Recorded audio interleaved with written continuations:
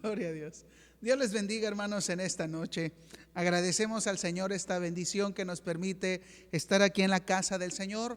En este último día de nuestra semana de oración, hermanos, volvamos a Dios.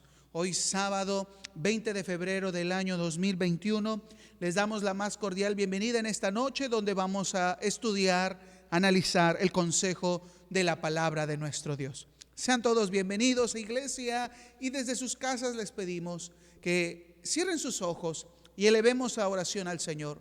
Le digamos a Dios sinceramente con todo el corazón: Padre eterno, esta semana hemos visto tu gloria, tu poder, tu presencia, hablando a nuestro corazón, tocando a nuestras vidas, llevándonos hacia tu presencia, mirando tu palabra, conociendo más de ti, Señor.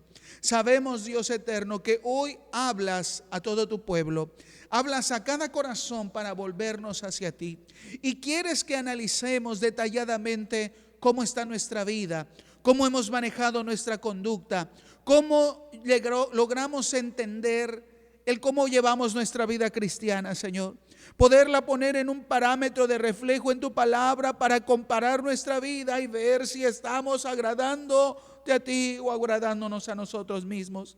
Ayúdanos a oír, a discernir y a entender tu voz. Ayúdanos a conocer lo que quieres de nosotros, Señor, para ponerlo en práctica. Que haya cambios verdaderos en tu pueblo, que haya cambios en nuestro corazón, porque sé tu palabra es poderosa y solo tu palabra puede transformar y cambiar la vida del ser humano. Ayúdanos, Señor. Te necesitamos. Obra en nuestra vida, obra en nuestro corazón y toca la vida de tu pueblo a través del mensaje de tu palabra, pues necesitamos de ti. Gracias te damos, Señor, en esta noche, en el nombre de Jesús. Amén y amén. Gloria al Señor. Pues, amados hermanos, en un corazón dispuesto, en un corazón que anhela aprender de la palabra del Señor, yo te invito a que abras tu Biblia y me acompañes en el libro del profeta Jeremías, capítulo 2, y vamos a leer desde el versículo 26 hasta el versículo 28. Libro del profeta Jeremías, capítulo 2, versículos 26 al versículo 28. Dice la palabra del Señor: como se avergüenza el ladrón cuando es descubierto, así se avergonzará la casa de Israel. Ellos, sus reyes, sus príncipes, sus sacerdotes y sus profetas, que dicen a un leño: mi padre eres tú, y a una piedra tú me has engendrado, porque me volvieron la cerviz y no el rostro. Y en el tiempo de su calamidad dicen: levántate y líbranos. ¿Y dónde están tus dioses que hiciste para ti? Levántense ellos, a ver si te podrán librar en el tiempo de tu aflicción. Porque según el número de tus ciudades, oh Judá, fueron tus dioses. En esta noche, hermanos, vamos a ver este último mensaje que estaré dando en esta semana, en este capítulo que hemos estudiado, y se llama: debería darles vergüenza. En el pasaje que acabamos de leer, hermanos, el propósito de este mensaje es poder reflexionar en que como pueblo del Señor nos tenemos que esforzar para poder dejar toda aquella clase de actitudes, acciones y deseos que son contrarios a la voluntad divina, al deseo de entregar nuestra vida en búsqueda, en alabanza, servicio y adoración al Señor. Porque si no, hermanos, podemos caer en el pecado de la idolatría. Y cuando caemos, hermanos, nos alejamos del Señor. Y el mensaje es claro: Dios quiere que nos volvamos hacia Él. Por lo tanto, hermanos, reflexionemos en esta noche que Dios quiere ver lo mejor en nosotros. Y para eso, hermanos, debemos estar conscientes de cuáles las peores cosas que nosotros hemos cometido para poder cambiar, para darnos cuenta de la vergüenza de lo que ocasiona el pecado y volvernos hacia el Señor.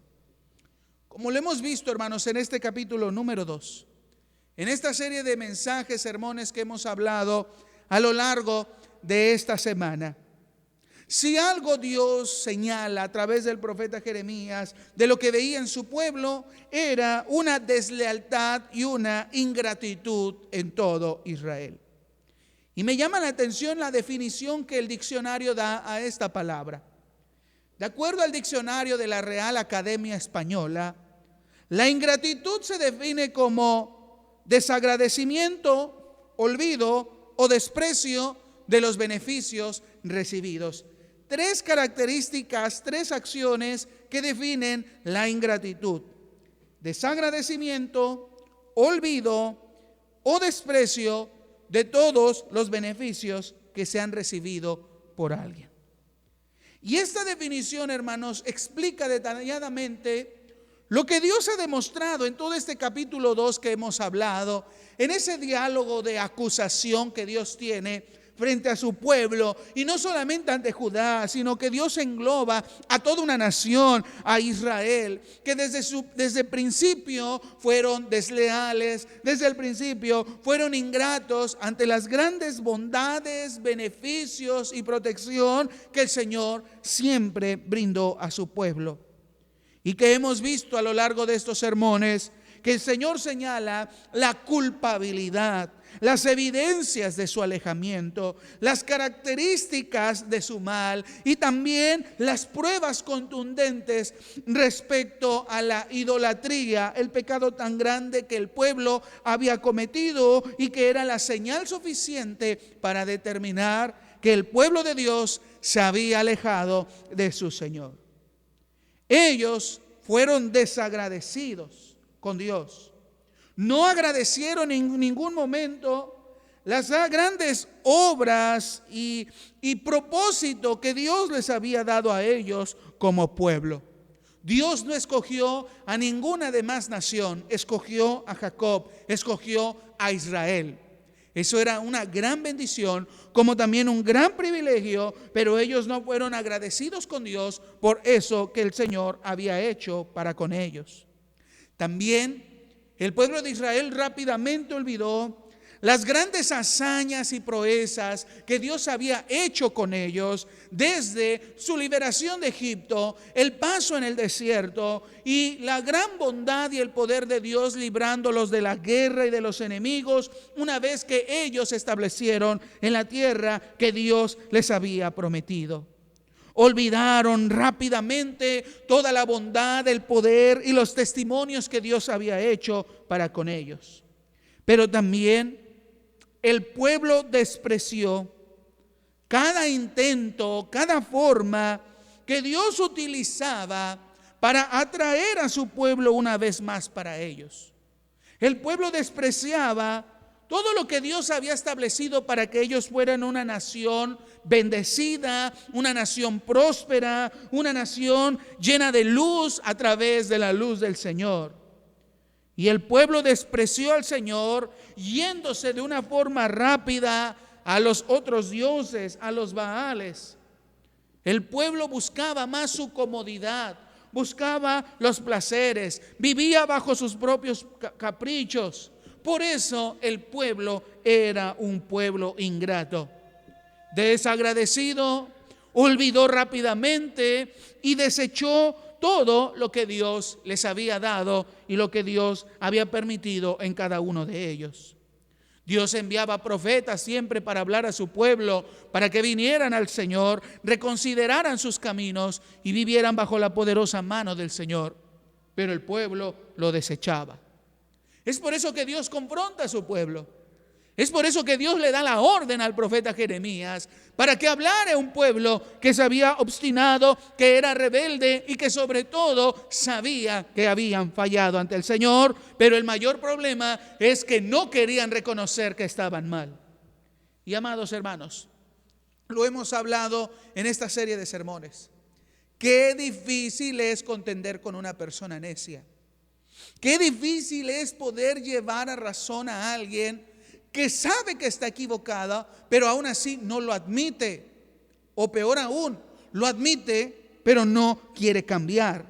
Y esa era la relación que había en Judá, en el pueblo de Israel. Y que Dios les estaba dando la oportunidad de cambio, de transformación, de venir una vez más al Señor, pero para eso necesitaban darse cuenta de su error para arrepentirse. Pero el problema grave en Judá es que sabían lo que estaban haciendo. Sabían, porque las pruebas Dios las había mostrado, que eran desleales, que le habían fallado al Señor. Sabían que eran ingratos. Y aún así, Dios observa en ellos el grado de vergüenza que deberían de tener, que a pesar de que lo tenían, no era suficiente para que ellos cambiaran. Sabían que se habían equivocado, que se habían alejado, que le habían fallado al Señor, pero esa vergüenza no era tan suficiente para tomar conciencia del cambio que debían de tomar. Por eso en esta noche vamos a hablar este tema de que debería darles vergüenza, una real vergüenza, el saber el pecado que estaban cometiendo para volver al Señor. Como hoy, hermanos, Dios nos habla a través de esta palabra y de su Espíritu, convenciendo a nuestro corazón que cuando también somos ingratos ante el Señor, es decir, desagradecidos, olvidamos rápidamente sus favores o despreciamos todo lo que hacemos ante Él, nos debería de dar vergüenza mantener este tipo de actitud o vida cristiana, para que realmente vayamos al Señor y haya un arrepentimiento genuino y verdadero, que solo la fe en Cristo, que solo la dependencia en el Señor, que solo un corazón que se entrega por completo a la voluntad del Señor puede obrar, porque Dios tiene el poder y su palabra es poderosa y su Espíritu transforma.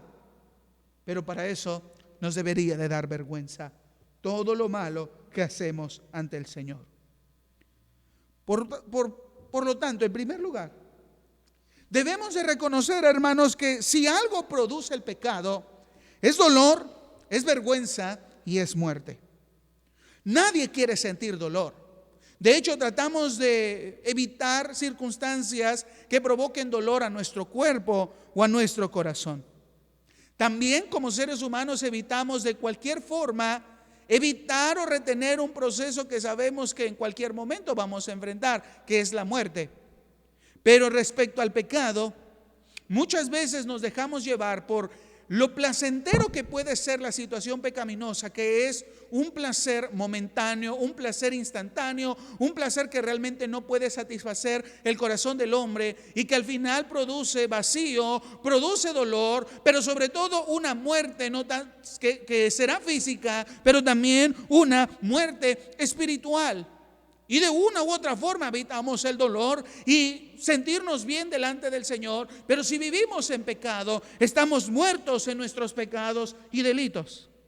Pero muchas veces no queremos reflexionar que también el pecado produce vergüenza.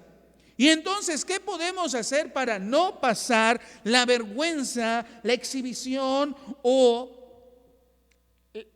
hacernos indignos delante del Señor a causa del pecado? El pecado, hermanos, tiene consecuencias.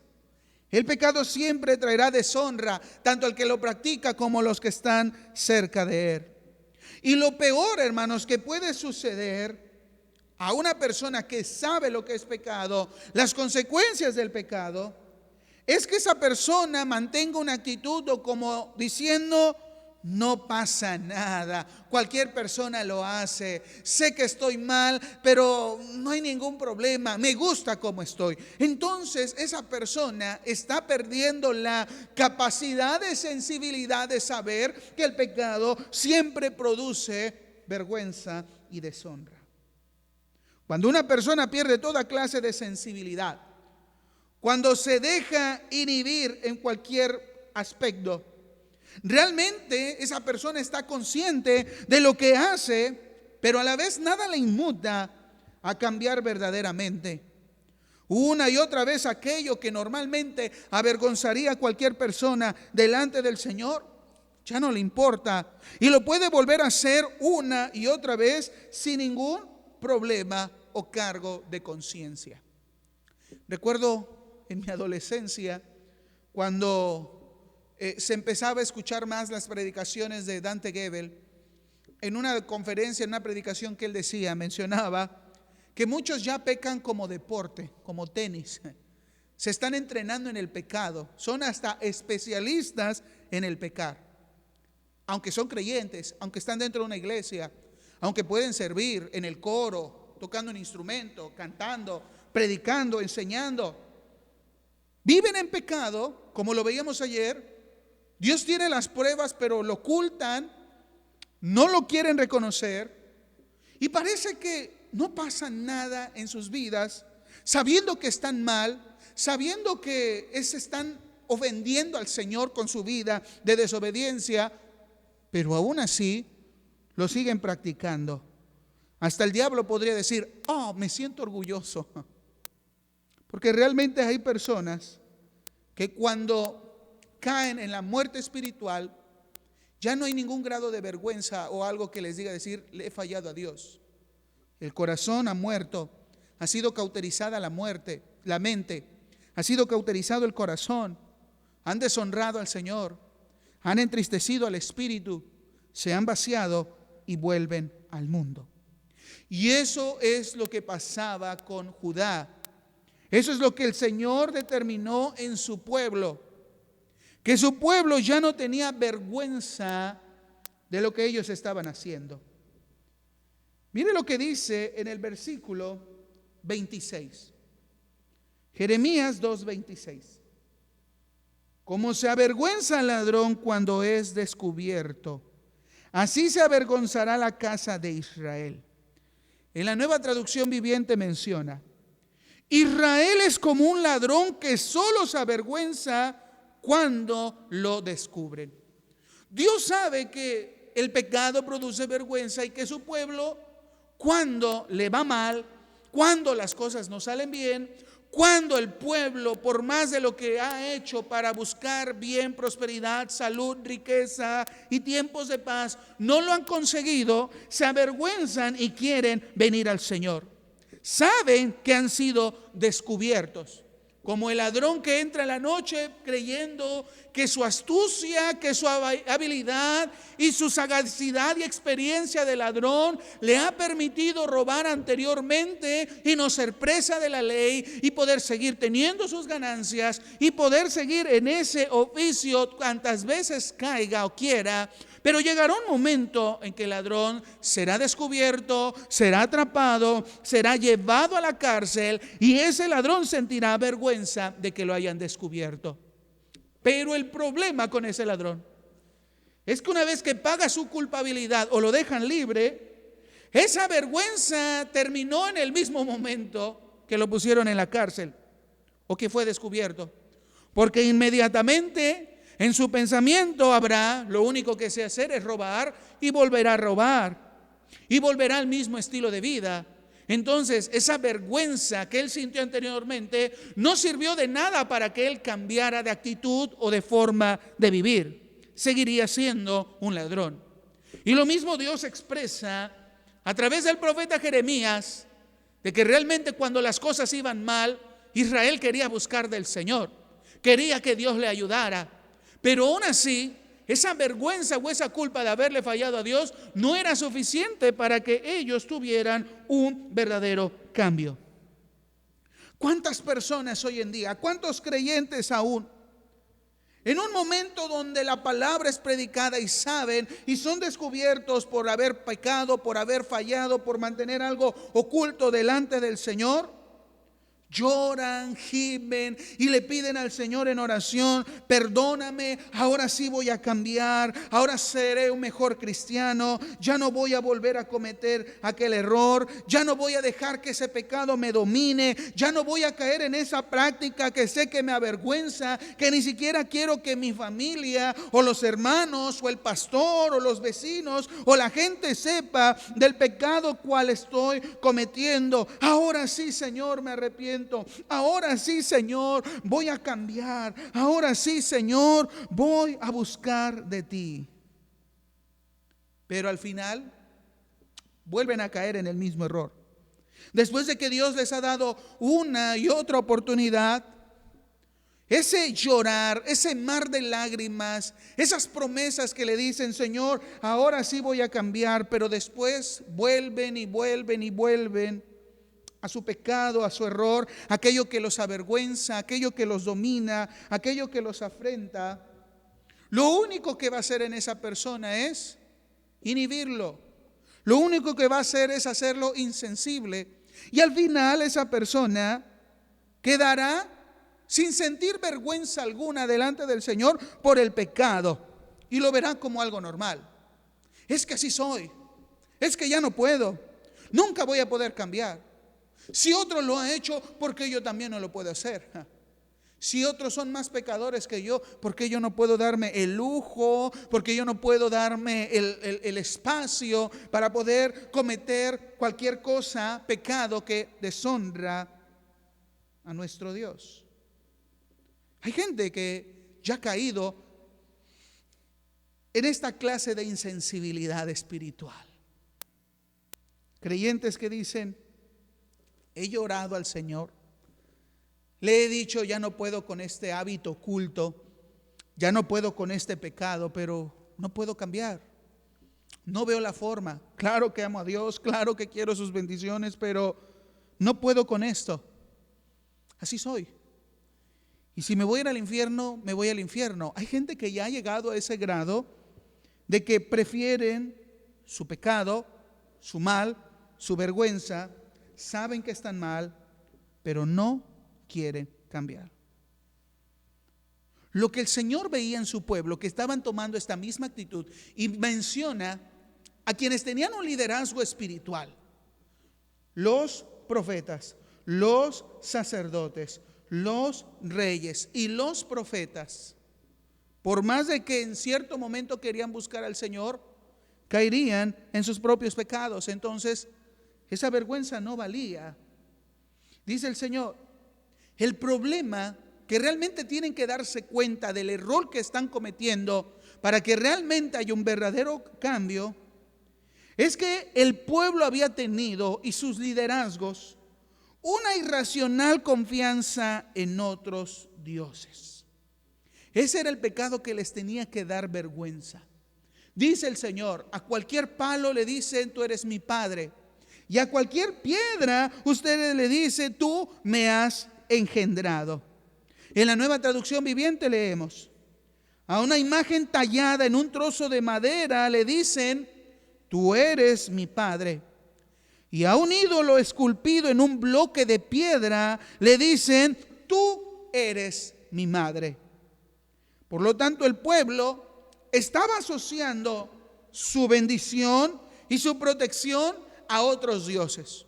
Como el padre cuida y provee de sus hijos, y como una madre engendra, ama, alimenta y sustenta a sus hijos, el pueblo creía, y ese era su pecado, y se tenían que avergonzar de ello, es que estaban confiando en cualquier cosa material, en cualquier práctica alejada del Señor, como forma de bendición, de protección, de cuidado y de propósito como pueblo, y no al verdadero Dios.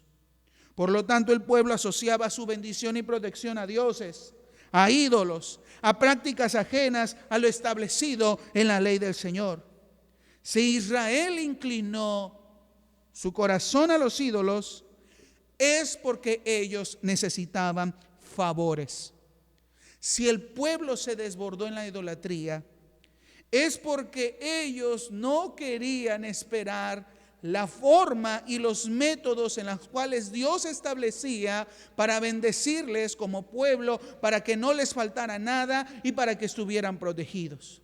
Ellos veían un segundo medio de escape, una segunda o tercera forma de solucionar sus problemas, y eso era a través de ir y adorar ídolos, porque a través de esos ídolos ellos pensaban tener seguridad, paz, alegría, alimento en los momentos difíciles. También ellos veían como algo correcto, porque lo querían, que la mayoría de las prácticas idolátricas, y lo hemos repetido una y otra vez en esta semana, eran las prácticas sexuales como parte de un ritual de adoración a los ídolos paganos. Acá Dios demandaba en su ley vivir en santidad, obedecer sus mandamientos. entregar lo que Dios le correspondía entre ofrendas, primicias, diezmos y cumplir los mandamientos de la ley para ser bendecidos. Pero de este lado, ellos podían ver que con tan solo encuentros sexuales estaban adorando a los dioses y encontraban los favores de los dioses. Por eso el pueblo se inclinó a la idolatría, porque para ellos fue el camino más fácil, el camino más placentero y la única forma de obtener lo que ellos deseaban, haciendo un lado a Dios. Por eso Dios dice, les tiene que dar vergüenza que ustedes prefieren seguir este camino de los placeres mundanos, de los dioses ajenos, prefieren sus favores y no quieren lo que yo les ofrezco. Soy yo el único Dios verdadero, el único que les puede sustentar, guardar, dar un propósito. Pero ellos no lo querían. Y eso es lo que a ellos les tenía que dar vergüenza.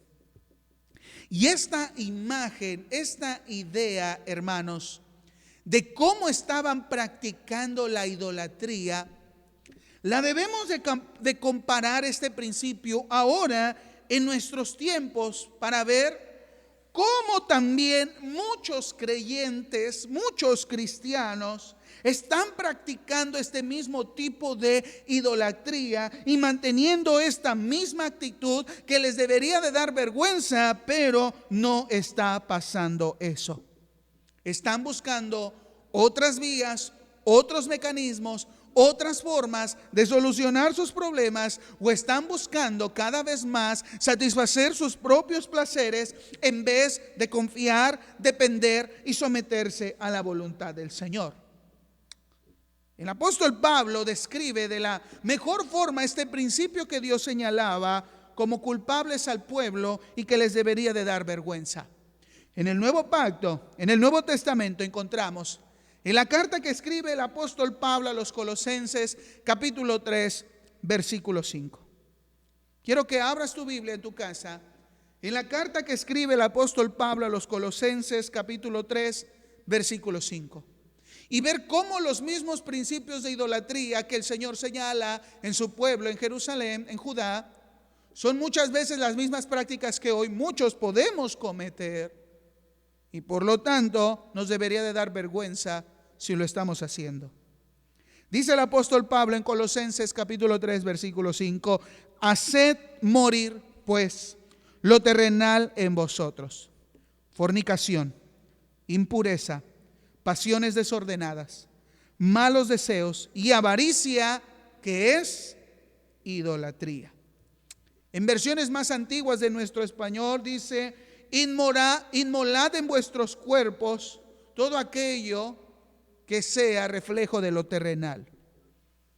Todo lo terrenal, hermanos, todo lo que quiere gobernar en nuestros cuerpos, nosotros debemos de entender que si no hacemos morir los deseos de la carne, este cuerpo que tiene una naturaleza caída, una naturaleza pecaminosa, que ahora en Cristo hemos sido regenerados, en Cristo hemos sido transformados, somos una nueva criatura, pero aún seguimos batallando con nuestros deseos carnales. Por eso la Biblia nos menciona que necesitamos hacer morir todo deseo de la carne y vivir en el Espíritu.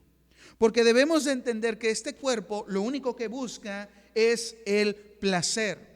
Y de acuerdo a este sistema, a este mundo caído y corrompido. Y el cuerpo lo único en lo cual puede encontrar placer es a través de los excesos, la comida, la alegría, el vino, pero también las relaciones sexuales. Y esto desencadena a impurezas, a malos deseos y a pasiones desenfrenadas. Lo que el hombre en el mundo busca y es su prioridad y es lo que desea, es obtener ese placer que el sexo, el poder, la fama, las riquezas, el conocimiento, la autorrealización, la acumulación de bienes producen en el cuerpo, en la vida del hombre. Y si ese hombre vive sin Dios, esos placeres de su cuerpo que pide se desviará para que el ser humano sin Dios es un ser insaciable, que busca más y más de aquello que le produce placer. Y es ahí cuando las personas caen en un sentido de desear más, y es lo que el apóstol Pablo menciona lo último, que es la avaricia, que es idolatría. Muchas veces nosotros creemos que el único aspecto que es idolatría es la avaricia, como el amor al dinero, el deseo de tener más dinero. Pero si analizamos el contexto de este versículo 5 de Colosenses 3 y el uso de la palabra que el apóstol Pablo utiliza para determinar la avaricia, que también está relacionado a lo que él maneja: haced morir todo lo terrenal, todo aquello que produce placer corporal desmedido, si no está dentro del plano o de la norma que Dios ha establecido. Porque nosotros sabemos, hermanos, la forma en que Dios ha establecido, de una forma correcta, de una forma ética, moral, buena delante del Señor, ante los placeres sexuales y los excesos que existen. Por ejemplo, dice: haced morir todo lo terrenal, fornicación, que es relaciones sexuales antes del matrimonio. Lo que Dios ha regulado y lo que Dios ha establecido como bueno y correcto es que esa relación sexual se haga solamente dentro del pacto matrimonial. Fuera del pacto matrimonial es un placer corporal, es un exceso en la vida del hombre, y eso es pecado. Por eso Dios ha dado la solución a este problema. La relación sexual es buena dentro del marco matrimonial. Fuera de ello es pecado. Como también los pensamientos. Los pensamientos siempre van inclinados hacia el mal. La respuesta que Dios ha dado para que los pensamientos sean buenos y correctos es dirigirlos únicamente a la ley, a los estatutos, a la palabra de Dios, a la voluntad del Señor. Porque solamente así el hombre podrá tener buenos pensamientos, buenos deseos, buenas pasiones, normado a la voluntad del Señor. ¿De qué forma el ser humano puede tener control de sus pasiones? Porque cuando el ser humano es desbordado en sus pasiones, sea el amor o sea la ira, Dios ha puesto un marco que es a través de la presencia del Espíritu de Dios en la vida del hombre, en la cual sus pasiones tienen un freno. Pero fuera de ellas, una persona apasionada puede pasar al lado de lo irracional, de lo ilógico, y cometer grandes atrocidades. Por eso la presencia del Espíritu Santo trae control y trae mesura en la vida del hombre. Y el Señor dice a través del apóstol Pablo, el Espíritu nos revela a través de lo que el apóstol Pablo escribe en Colosenses 3:5, que todo el deseo de querer obtener más y tener más, eso es a lo que él llama idolatría. La avaricia es el deseo de tener más. La palabra griega que se traduce en la Reina Valera para avaricia es la palabra pleonexia. Y esta palabra pleonexia se compone de dos raíces griegas. Una es la palabra pleon, que significa más, y la palabra griega egein, que significa tener. Por lo tanto, pleonexia es el deseo de tener más placer. Por eso, cuando el hombre no hace morir lo terrenal, busca más y más satisfacer sus deseos, sus instintos más bajos, que es pecado, que es contrario a la naturaleza divina. Así que la avaricia no nada más tiene que ver con el deseo de acumular más dinero, sino el deseo de tener más y más respecto a los placeres que el cuerpo en esa naturaleza caída desea o necesita. Y podemos encontrar todavía un mayor significado a esta palabra de acuerdo al uso que los griegos le daban a la palabra pleonexia, que nosotros traducimos como avaricia. Para los griegos, pleonexia podría referirse a un deseo insaciable de tener más. Para ejemplificar esta palabra, los griegos la utilizaban para aquella persona que deseaba llenar un recipiente de agua que en el fondo tenía un agujero. Por más que le llene de agua, ese recipiente nunca se iba a llenar porque tenía un hueco en el fondo. Y lo mismo pasa en el corazón del ser humano, que no conoce a Dios, que no tiene a Dios o que vive contrario a la voluntad del Señor, desea más y más satisfacer su carne, satisfacer sus deseos, obtener más y nunca será saciado. Por lo tanto, esta palabra pleonexía determina el deseo pecaminoso de lo que le pertenece a otros. El deseo de obtener lo que por derecho no podemos tener de una forma legítima. Por ejemplo, una persona que tiene un gran deseo de obtener dinero, de ganar más, no se conformará por la fuente legal que en este momento tiene para obtenerlo.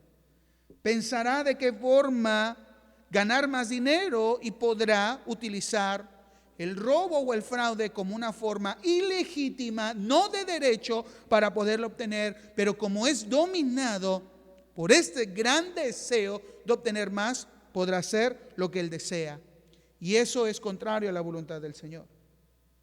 También, cuando una persona tiene el deseo de obtener más poder y más poder, control sobre algunas otras personas, ese deseo lo podrá llevar a tener la tiranía más sádica, una forma de sobrepasar por las libertades y los derechos de las demás personas con tal de esa persona concentrar el poder. La avaricia, el deseo de tener más, pleonexía, lo lleva a realizar atrocidades. También, cuando alguien tiene un gran deseo de amor, de sentirse aceptado, atractivo, y es rechazado, esa persona no podrá satisfacer su corazón y buscará de una forma sentirse satisfecho, aceptado o aprobado. Y muchas personas han cometido grandes crímenes sexuales, por decirlo así, por esa necesidad o deseo de obtener más placer o más satisfacción. Entonces, la avaricia no tiene nada más que ver con el aspecto de desear más dinero, sino que la avaricia tiene que ver con el sentido del hombre que sin Dios no encuentra una satisfacción y desea más y más en cualquier área de su vida obtener placer con cosas que no le pertenecen o están fuera del marco legal que Dios ha establecido. La avaricia marca un sentimiento egoísta en la persona. La gente no se conforma y quiere más, como ese barril sin fondo. Los que caen en un pecado de adulterio y se profundizan más, ya no se sacian con simplemente encuentros, buscan más. Los que están atados a un hábito oculto, como la pornografía, ya no les satisface lo que ven, quieren experimentar otras cosas.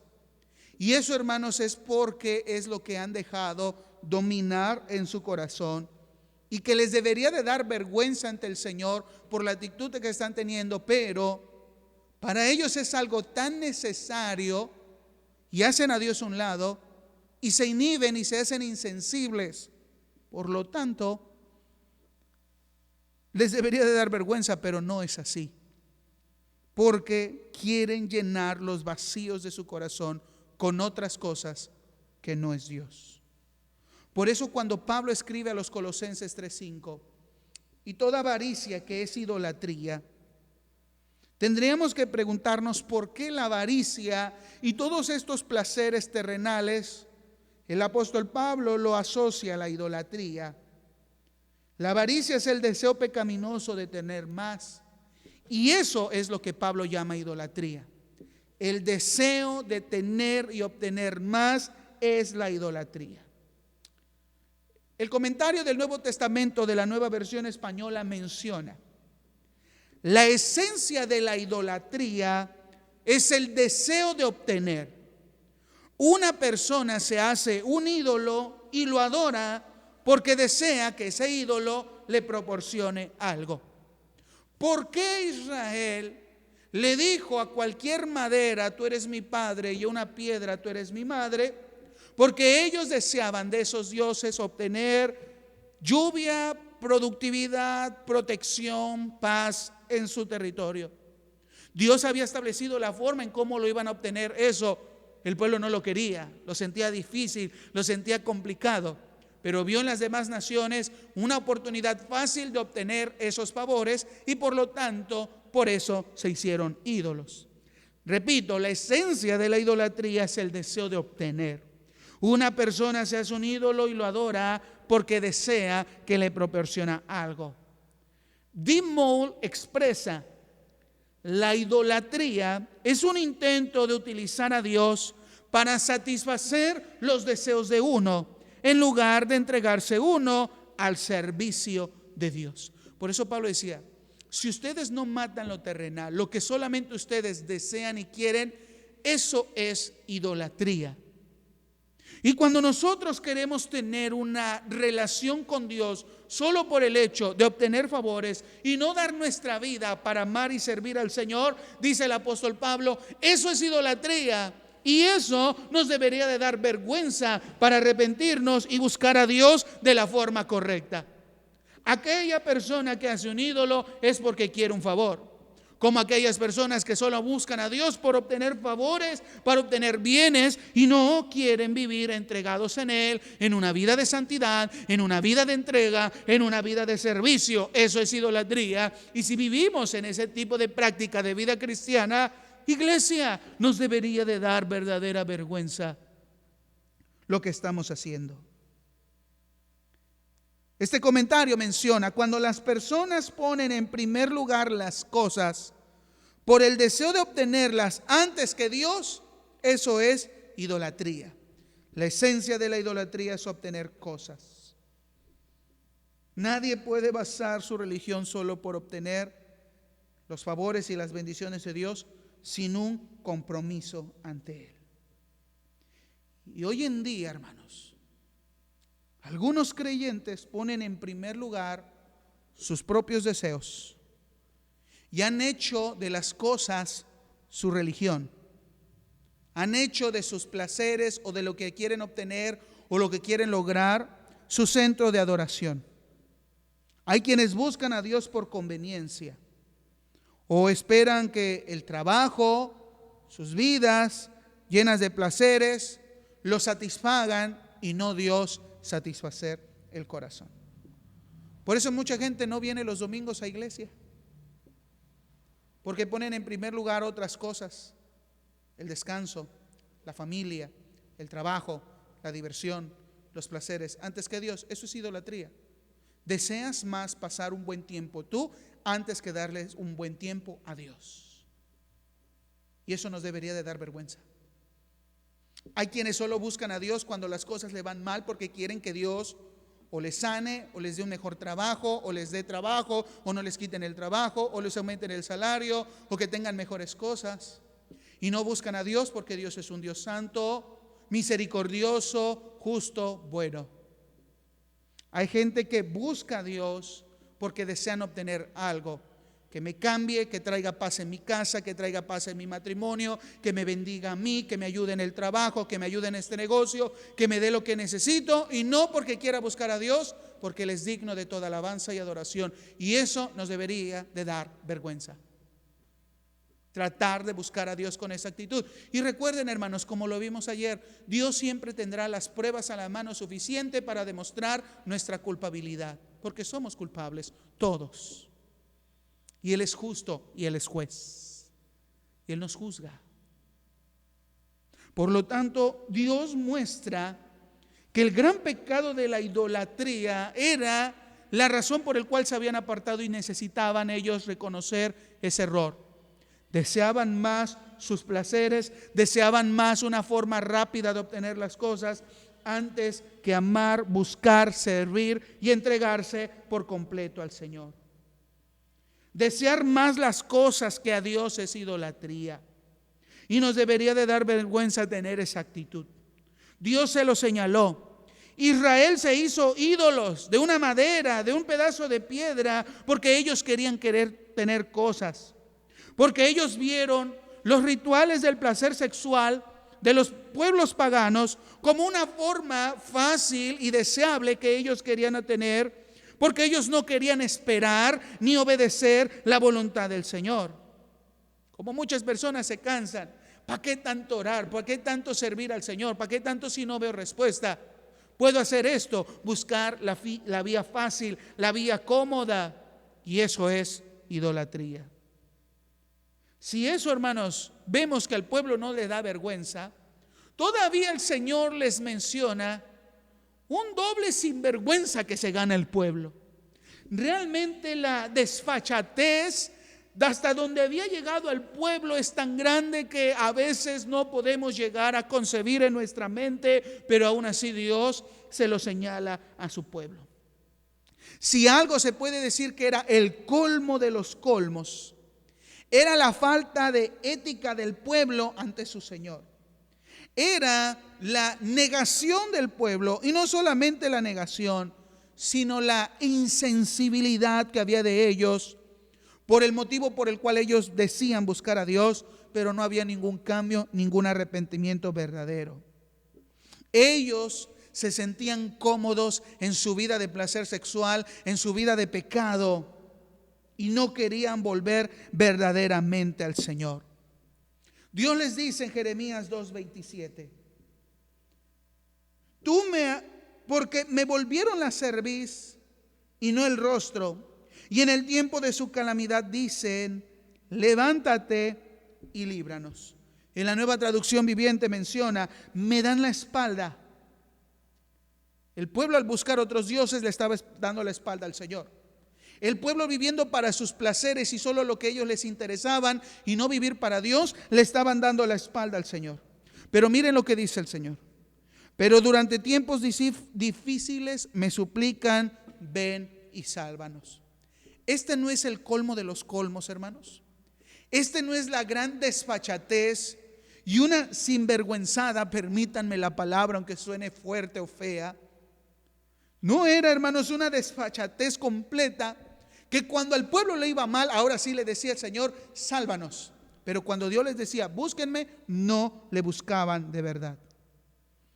¿Cómo te sentirías tú, hermano, si tu hijo te ha hecho toda la vida imposible? Ha sido una persona desleal, desagradecida, malgastado todo lo que tú le has dado, desaprovechado todas las oportunidades de tener una familia, tener una casa, tener alimento, tener techo y tener educación para que él pueda hacer algo en la vida. Y tu hijo vive en la vagancia, vive en las adicciones, no quiere hacer nada en su vida y solamente te provoca dolor, lloro y sufrimiento. Pero en el momento de una dificultad que tenga tu hijo, te viene y te diga, papá, mamá, quiero que me ayudes, quiero que me des esto, estoy muy necesitado. ¿Tú qué le dirías? Todavía que te he dado todo y no has querido nada, ahora sí, cuando tienes un problema, cuando tienes una necesidad, vienes y pides que te den ayuda. ¿Realmente ese hijo tendrá la calidad moral para exigir algo que él nunca ha respondido de la forma correcta a todo lo que se le ha dado? Claro que no.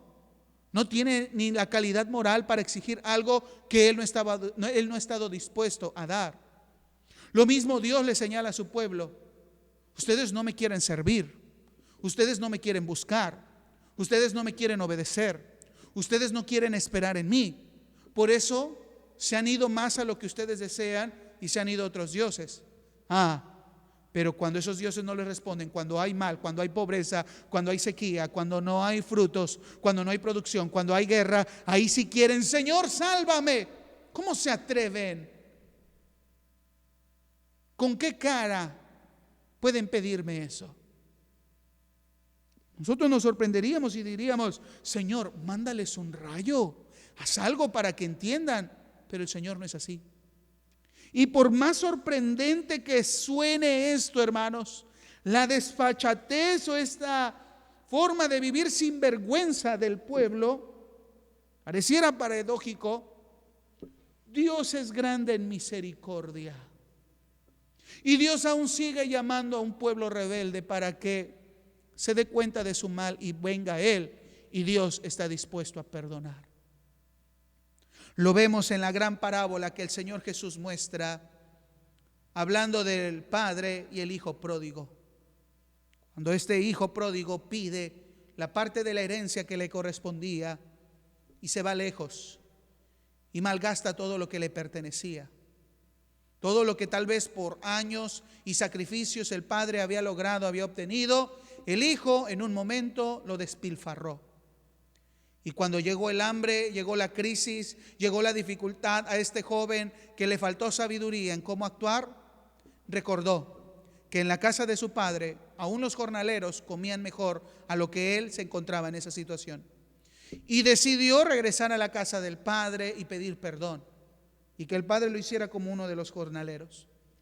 Pero lo más sorprendente es que cuando el padre lo vio de lejos, corrió hacia él, lo besó, lo abrazó y dijo: este mi hijo amado que se había perdido, que él había pensado que estaba muerto, hoy vive, hoy regresa a la casa del Padre.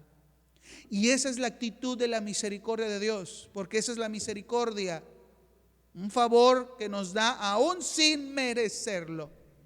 Dios ha tenido misericordia de su pueblo, como ha tenido misericordia de cada uno de nosotros, que cuando le hemos fallado y aún así reconocemos nuestro pecado, pero no queremos volver al Señor, Dios sigue teniendo misericordia para que volvamos a Él, para que nos regresemos a Él, para que reconozcamos su amor.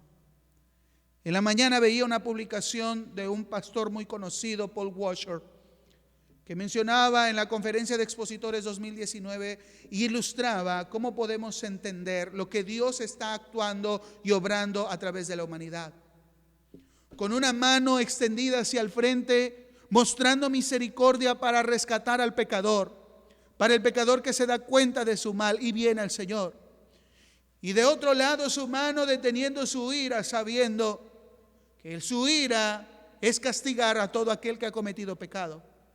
Y va a llegar un momento en que su mano extendida será recogida y la mano que sostenía su ira vendrá y traerá juicio a todo pecador. Y mientras Dios nos da la oportunidad de arrepentirnos y darnos cuentas y volver a Él, el Señor nos toma. Aún a pesar de nuestra ingratitud, aún a pesar de que hemos sido desleales, Dios nos da la oportunidad de volver a Él para cambiar y para vivir para Él. Pero muchas personas siguen viviendo en la desfachatez del colmo de los colmos, de que solo cuando les va mal quieren buscar a Dios y dicen: ay, ahora sí, Señor, te amo, voy a dar mi vida para ti, te voy a buscar, te voy a servir. Pero una vez que pase esa crisis, volverán atrás, volverán a su idolatría, a lo que más desean, a lo que solamente buscan, volverán ahí. Y Dios, que es tan fiel y bueno, muchas veces nos ayuda, muchas veces obra a nuestro favor.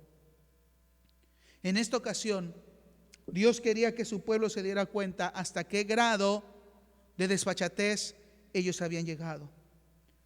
Por eso, aun a pesar de que el pueblo le decía: ayúdanos y sálvanos, cuando eran desleales, Dios les dice: ¿por qué no invocas a los dioses que has fabricado?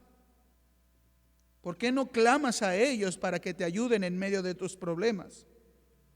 Cuando lleguen los problemas, que ellos te salven si pueden. ¿Preferiste vivir en los placeres de la carne? Que eso te satisfaga en el corazón cuando hay momentos difíciles. ¿Decidiste vivir solo para ti, para tu trabajo, para obtener más cosas, para tener algo, un carro, una casa, un renombre, un puesto? ¿Has vivido todo para eso? Que eso te ayude en el momento de dificultad. ¿Viviste solamente para disfrutar la vida? Que tus amigos te ayuden.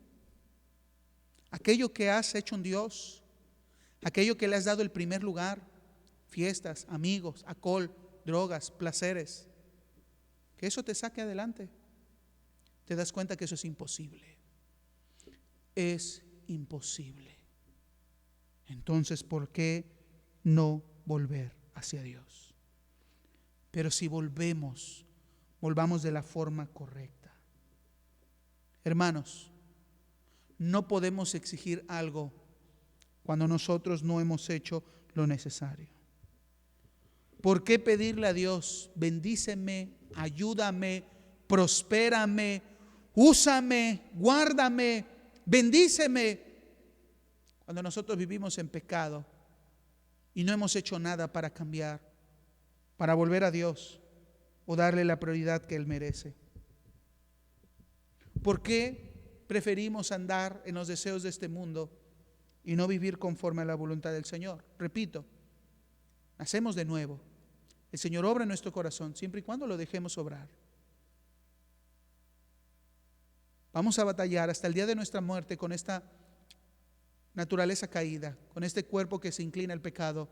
Pero poderoso es Dios, poderosa es su palabra, y nos ha dado de su Espíritu Santo para mantenernos en Él. ¿Se puede? Claro que se puede, siempre y cuando lo queramos, siempre y cuando lo deseemos, siempre y cuando dejemos a Dios actuar en nuestras vidas. Por más de que te dé placer ese pecado, lo único que nos debería de dar es vergüenza, y que esa vergüenza nos lleve a no cometerlo una vez más. No como Israel, que sabía de su error, pero no se había convertido completamente al Señor. ¿Cuántas personas? Y no lo hablo solamente de la iglesia LIM, en todas las iglesias que hay en el mundo. ¿Cuántas personas pueden estar sentadas en banca al lado de nosotros, cantando al Señor, adorando a Dios, participando en algunas actividades de la iglesia, ofrendando, diezmando, pero aún así siguen viviendo bajo una vida de pecado? Siguen viviendo bajo sus propios deseos y placeres. Siguen sabiendo que lo que hacen es incorrecto, pero aún así quieren que Dios les bendiga, quieren que Dios les prospere, quieren que Dios les dé, les otorgue todas las bendiciones, pero no quieren comprometerse con el Señor. Te digo algo, iglesia, así no se puede. No te engañes. A ti mismo te digo, no te engañes. Dios no puede ser burlado. Lo he dicho varias veces en esta semana y probablemente dirás, el pastor ha sido muy repetitivo. He tratado de versículo tras versículo observar cómo era lo que Dios señalaba de su pueblo, porque de una u otra forma Dios se dio cuenta de que su pueblo fue ingrato. No fueron agradecidos con el Señor. Olvidaron rápidamente sus favores y desecharon todo lo que Dios había dado. Y si vivimos en pecado, lo único que estamos haciendo es desechar la oportunidad que Dios nos da de ser salvos, porque es por gracia y es por su sacrificio, solo por Él. Necesitamos vivir para Cristo, vivir en santidad, esperar en Él, ser obedientes, resistir las pruebas, crecer en medio de ellas, alabar y adorar al Señor con todo el corazón, ser un reflejo de su santidad, resistiendo al diablo, huyendo de las tentaciones, mostrando la luz verdadera, siendo un testimonio viviente con nuestra conducta, con nuestras palabras, con nuestras acciones, que Jesucristo es nuestro Señor. Ese es el único camino que Dios ha trazado para nosotros. Y si nos hemos desviado, reconocer nuestro error, reconocer nuestro pecado, que sintamos esa vergüenza, esa culpabilidad, como cuando Dios habló en el huerto del Edén, cuando Adán y Eva pecaron.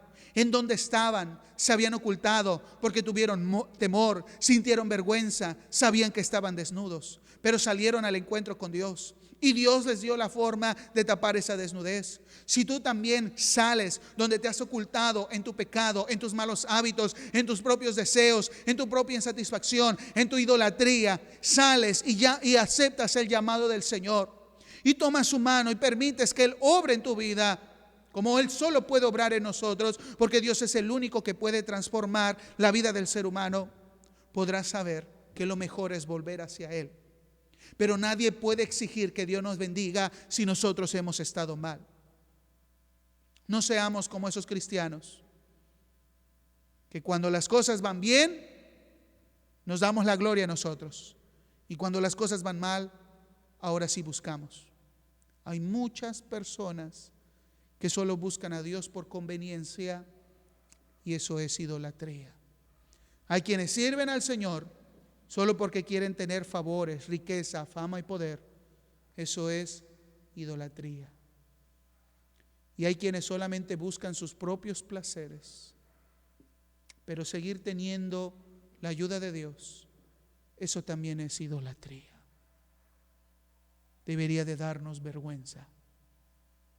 Es el mensaje que Dios dio a su pueblo, y es lo que Dios habla hoy a nuestro corazón. Señor, perdónanos si te hemos fallado. Perdónanos, Señor Jesús, cuando nos hemos dejado gobernar por nuestras pasiones, por solo lo que nosotros deseamos o queremos. Cuando hemos hecho ídolos del dinero, el trabajo, el descanso, las vacaciones, la familia, una casa, un renombre, un título, un prestigio, comodidad. Cuando hemos hecho nuestra prioridad otras cosas y no a ti, perdónanos. Y si nos da vergüenza, que sea una verdadera vergüenza el saber cuando te fallamos. Pues siempre estás con tu mano extendida, mostrándonos misericordia. Misericordia a través del sacrificio de Cristo, hablándonos de que éramos culpables, pero Cristo tomó nuestro lugar. Señor, tu misericordia es tan grande que diste a tu Hijo para que viniera aquí con nosotros para darnos vida, para darnos un propósito, para darnos esperanza. Y muchas veces nosotros, Señor, hemos despreciado, hecho menos el sacrificio tan grande y perfecto que tu Hijo realizó en la cruz del Calvario. Perdónanos, Señor. Perdónanos, Cristo, si no te hemos dado la gloria a ti con nuestras acciones o actitudes. Perdónanos, Señor, si no te damos la prioridad de búsqueda, amor y servicio y solamente te hemos buscado cuando queremos que nos sanes, cuando nos ayudes, nos des trabajo, nos bendigas, nos prosperes. Señor, perdónanos si solamente hemos hecho de nuestra religión el obtener más y buscar nuestros placeres. O cuando nuestros propios placeres son la religión en nuestra vida y no queremos poner en primer lugar tu voluntad, tu palabra, tu ley, tus mandamientos. Perdónanos, Señor. Perdónanos porque tal vez lo sabemos, lo reconocemos, sabemos que estamos mal y aún así no queremos cambiar, no nos queremos someter a ti, no queremos buscar de tu espíritu y queremos seguir alimentando el pecado oculto, las cosas que no te agradan, las cosas que no son agradables delante de ti y sabemos que producen vergüenza, pero aún así las seguimos practicando. Perdónanos, Señor. Perdónanos, Señor, porque somos rebeldes a tu voz, porque te hemos dado la espalda y solamente queremos que tú estés a nuestra disposición cuando las cosas van mal. Cuando tú deseas y buscas un pueblo que te ame de todo corazón, te busque y te sirva, que vuelva a ti verdaderamente, Señor. Yo sé que esta palabra no gusta a muchos. Yo sé que esta palabra no es popular ante los oídos de la mayoría. Pero sé que tu palabra nos confronta, que tu Espíritu nos muestra en dónde estamos mal, en dónde hemos pecado para cambiar. Que no solamente sea la vergüenza del ser descubierto, sino que realmente que cuando pecamos te fallamos a ti, pues tus ojos están en todo lugar y tú todo lo observas, tú todo lo conoces. Por más oculto que lo hagamos, tú lo sabes, Señor. Y muchas veces jugamos al ser sabios, al ser sagaces y nosotros mismos nos engañamos, llevando nuestra vida a un destino de perdición, cuando tú nos has dado un camino de vida, un propósito por el cual vivir, seguir y servirte a ti, Señor, por amor. Perdónanos si todavía no hemos hecho morir lo terrenal en nuestros cuerpos. Si todavía, Señor, estas palabras no se deberían de oír, pero sigue habiendo fornicación entre tu pueblo. Y no solamente esta cuestión sexual, sino también una prostitución espiritual. Perdónanos si todavía hay malos deseos, malos pensamientos en la mente y en el corazón.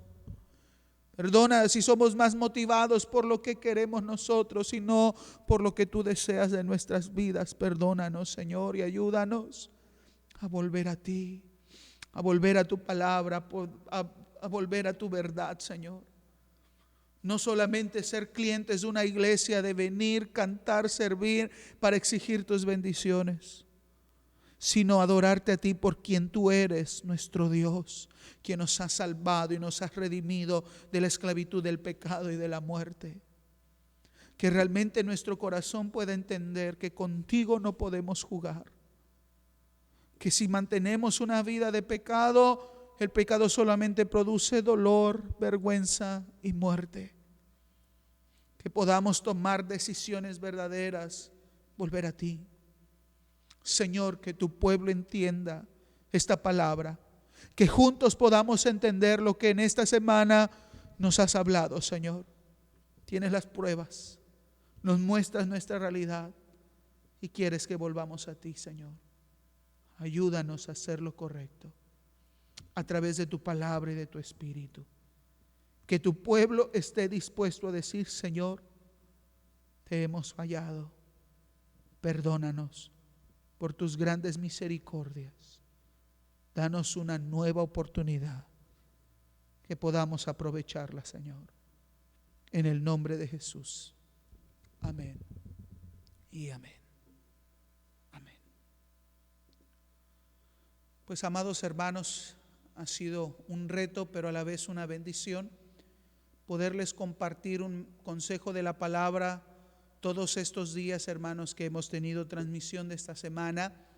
Y si el Señor nos lo permite, el día de mañana finalizaríamos esta semana de ayuno y de oración, que no digo que es la última. Seguiremos, hermano, teniendo estos programas de promoción espiritual, pero agradecemos, hermanos, su tiempo, su disposición de conectarse, el agendarse en un día de ayuno, en un tiempo de oración. Gracias, iglesia. Y les esperamos, hermanos, de que esto nos motive a buscar al Señor de una forma correcta. Dejemos las apariencias, dejemos el cinismo, dejemos la apatía, dejemos las cosas que Dios no le agrade, volvamos al Señor de la forma correcta. Mis amados hermanos, si el Señor nos da vida, el día de mañana a las 11 de la mañana tendremos una transmisión online, hermanos. Nuestro hermano Juan Carlos Perzaval nos estará compartiendo la palabra del Señor. Si alguien desea, hermanos, apoyarnos con una ofrenda para podérsela enviar a nuestro hermano, les recordamos que el día de mañana en el templo, de 10 de la mañana a 11, ustedes pueden venir a la casa del Señor para entregar una ofrenda para nuestro hermano, o la ofrenda del aseo, los diezmos, hermanos. Nuestra hermana tesorera general de la iglesia estará aquí en el templo para transmitir, y a las 11, hermanos, estaremos transmitiendo el consejo de la palabra del Señor. La próxima semana, hermanos, vamos a tener un tiempo, quiero hablar con los hermanos del cuerpo ejecutivo para retomar las actividades presenciales aquí en la iglesia. Por lo tanto, estén atentos a los comunicados, hermanos. Gracias a Dios la tendencia ha disminuido respecto a los contagios en nuestra ciudad, y por recuerdo a los protocolos podemos, hermanos, una vez más reabrir las puertas del templo para tener nuestras actividades presenciales. Así que estén pendientes, hermanos, de los anuncios que vamos a tener. Yo solamente llamaría a mis hermanos del cuerpo ejecutivo para poder tener una reunión de planeación para los protocolos y la reapertura, hermanos, de los servicios presenciales. Pero mientras, mañana el servicio será online, hermanos, y estaremos comunicando más adelante los acuerdos que hemos tomado. Pues que el Señor les bendiga, hermanos, y no echemos en saco roto lo que hemos aprendido y hablado en esta semana. Volvamos a Dios de una forma correcta, de una forma sincera. Que el Señor les bendiga, iglesia.